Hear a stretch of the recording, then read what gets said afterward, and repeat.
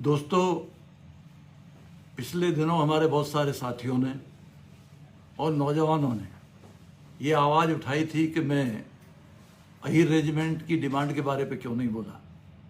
मैं आपको याद दिलाता हूँ, ये बात 96 है कि 96 में मैं पार्लियामेंट में था और पार्लियामेंट में हमारे एक सजातीय बड़े नेता उस वक्त रक्षा मंत्री भी थे। दुर्भाग्य मेरा यह है कि यह सौभाग्य समझ लो कि मैंने इस सवाल को, आपके अहम सवाल को पार्लियामेंट में उठाया था कि हमारे लाखों नहीं करोड़ों नौजवानों ने हमसे कहा, जहां भी हम प्रोग्राम में जाते हैं लाखों नौजवान, हजारों नौजवान हमें मिलते हैं, वो ये कहते हैं कि हम अपने देश पर अगर कभी संकट पड़ा तो पूरी तरीके से इसकी रक्षा करने के लिए बेशक हमें अपना बलिदान भी देना पड़े, हम इसके लिए तैयार हैं, लेकिन हमें मान सम्मान की दृष्टि से इसलिए देखा जाए कि हमारी जाति के नाम पर एक रेजिमेंट बनाई जाए। इसमें कोई दो राय नहीं, मैं भी इस बात से सहमत हूं, क्योंकि मार्शल रेस में अहीर, यादव, ये जो जाति है ये अपने आप में एक जद्दोजहद करने वाली और लड़ाकू जाति है, चाहे आज़ादी का वक्त रहा हो और चाहे आज़ादी के बाद का। हमने हमेशा आगे बढ़ कर के अपनी देश की सेवा करने का काम किया है और हर संघर्ष में हम आगे की पंक्ति में रहे हैं।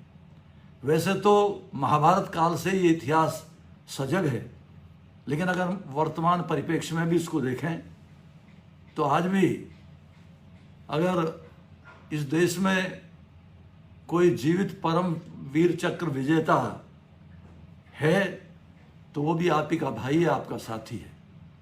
मैं इस गंभीर सवाल पर नहीं जाना चाहता कि जातिवादी व्यवस्थाओं में बांटकर समाज को इस तरह देखा जाए, तो भी अपने आप में स्वाभिमान की बात है कि अगर हमारे नौजवान, लाखों करोड़ नौजवान ये कहना चाहते हैं कि हम देश की सेवा करना चाहते हैं और अगर ज़रूरत पड़ी तो हम साबित कर देंगे कि महाभारत के परम वीरों से कम हम आज भी नहीं हैं। वही कुवत, वही ताकत, वही साहस, वही बलिदान की भावना हमारे अंदर आज भी मौजूद है।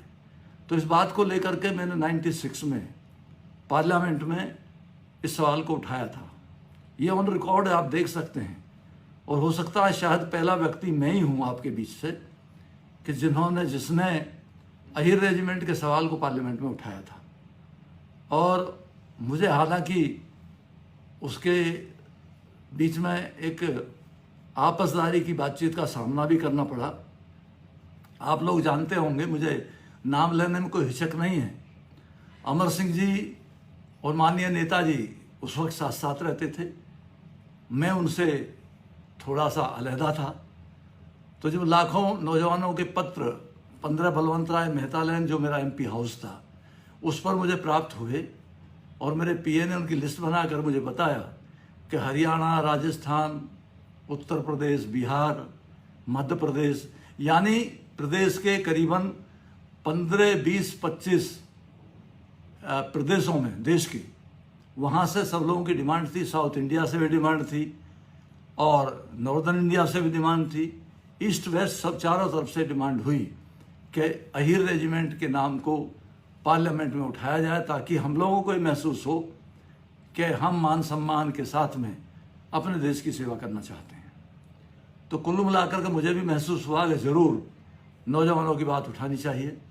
और मैंने ये सवाल जीरो ओवर एक ऐसा काल होता है जब आप अपनी बात स्पीकर महोदय के परमिशन से आप अपनी बात को सदन के पटल पर रख सकते हैं। मैंने 0 ओवर में अपना क्वेश्चन लगाया और स्पीकर महोदय ने मुझको इजाज़त दी कि मैं उस विषय पर बोलूं। मैं लगातार कई मिनटों तक पार्लियामेंट में बोला अहीर रेजिमेंट के लिए, लेकिन दुर्भाग्य इस बात का है कि जब मैं पार्लियामेंट के कॉरिडोर में बाहर निकला तो मुझसे हमारे सजातीय एक बड़े नेता ने धमकाने के अंदाज में कहा कि अच्छा तुम क्या मेरी बेइज्जती करना चाहते हो।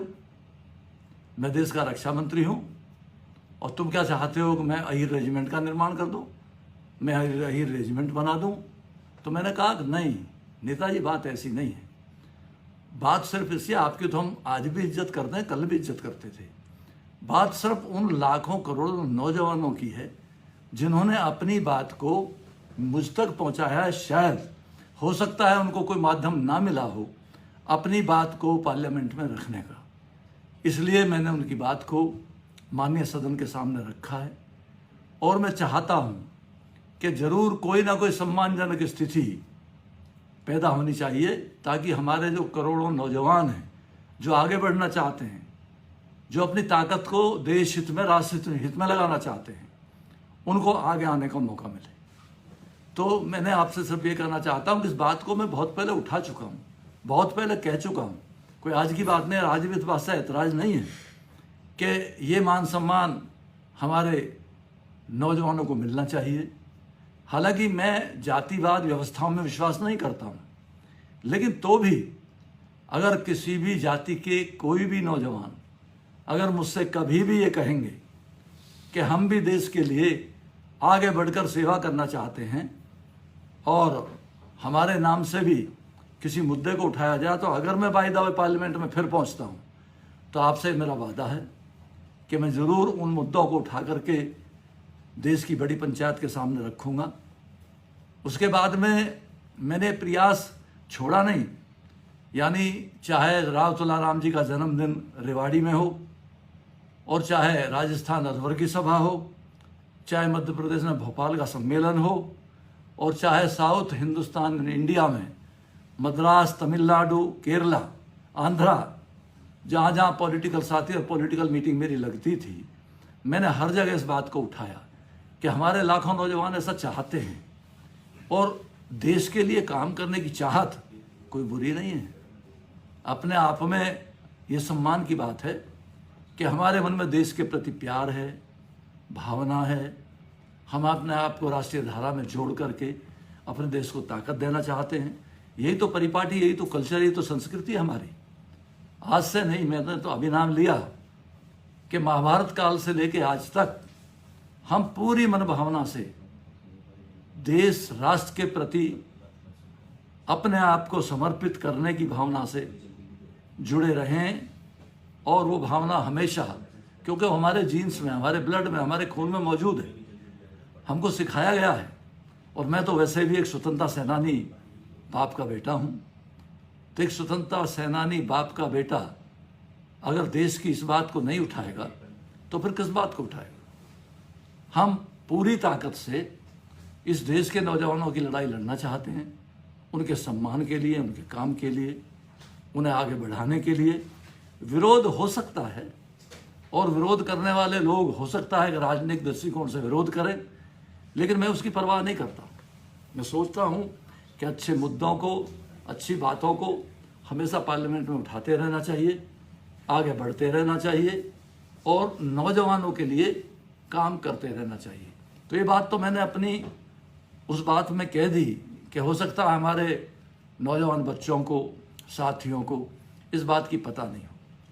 राव तुलाराम से लेकर चौधरी ब्रह्म प्रकाश तक डाक टिकट जारी कराने का काम मैंने ही किया। माननीय प्रमोद महाजन जो अब नहीं हैं और उसके बाद रामविलास पासवान, इन दोनों महान हस्तियों के नाम पर मैंने डाक टिकट जारी कराने का काम किया।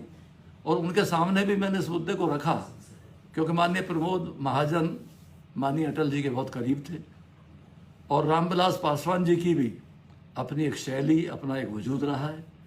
तो मैंने उनसे भी इसमें सहयोग मांगा और जब वो टिकट जारी कर रहे थे तो मैंने उनसे भी ये बात अपनी रखी। तो कुल मिलाकर कहना चाहता हूँ कि हमारे मान सम्मान का विषय है और ये हम लोग इसे हमेशा ताकत देते रहेंगे।